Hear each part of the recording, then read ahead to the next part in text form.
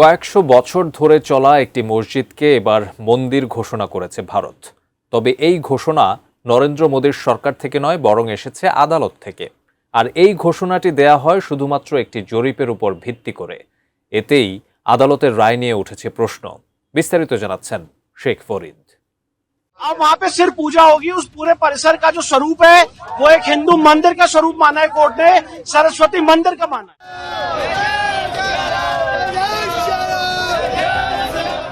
ভারতের মধ্যপ্রদেশের ধান নামক এলাকার একটি মসজিদকে মন্দির ঘোষণা করেছেন মধ্যপ্রদেশ হাইকোর্ট। এতে করে সেখানে এতদিন মুসল্লিদের জুমার নামাজ আদায়ের সুযোগ থাকলেও সেটি বন্ধ করে দেওয়া হয়েছে। 15 মে এক প্রতিবেদনে এমন তথ্য জানিয়েছে ভারতীয় সংবাদ মাধ্যম এনডিটিভি। মধ্যপ্রদেশ হাইকোর্টের ইন্দোর বেঞ্চ জানিয়েছেন, কামাল মওলা মসজিদ কমপ্লেক্সটি এখন থেকে বোধশালা মন্দিরের অংশ। এর ফলে ওই স্থানে শুধুমাত্র হিন্দুরাই পূজা অর্চনা করতে পারবেন। মুসলিম সম্প্রদায়ের নামাজ পড়ার অধিকার থাকবে না।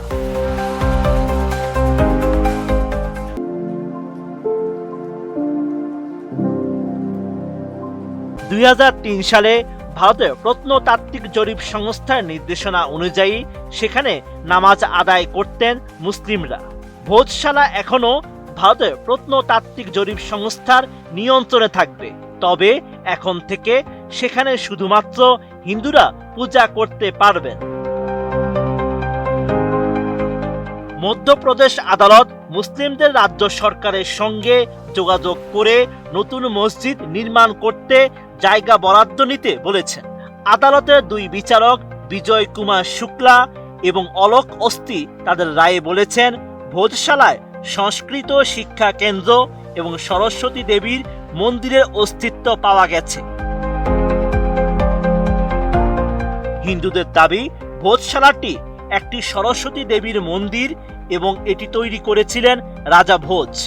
কিন্তু মুসলিমরা জানিয়েছেন এই স্থাপনাটি গত কয়েকশো বছর ধরে কামাল মওলা মসজিদ হিসেবে রয়েছে। এদিকে আদালত তার রায়ে এই মসজিদে সরস্বতী দেবীর মূর্তি আনারও নির্দেশনা দিয়েছেন। বর্তমানে এই মূর্তি লন্ডনের একটি জাদুঘরে রয়েছে। 2003 সালের প্রত্নতাত্ত্বিক জরিপ সংস্থার অর্ডার অনুযায়ী সেখানে মঙ্গলবার হিন্দু ধর্মাবলম্বীরা পূজা করতেন আর শুক্রবার মুসল্লিরা জুমার নামাজ আদায় করতেন। কিন্তু হিন্দুরা দাবি করতেন এটি সম্পূর্ণ তাদের মন্দির।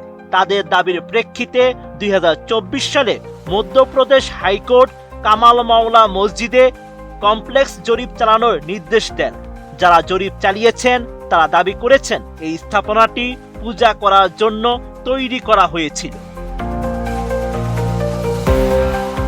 তবে মুসলিমদের পক্ষ থেকে আদালতে বলা হয়েছিল এই জরিপ সম্পূর্ণ পক্ষপাত দুষ্ট এবং হিন্দু আবেদনকারীদের দাবিকে সমর্থন করার জন্য প্রস্তুত করা হয়েছিল। এই রায়ের পর মুসলিম পক্ষ সুপ্রিম কোর্টে যাবে কিনা সেদিকেই সবার নজর।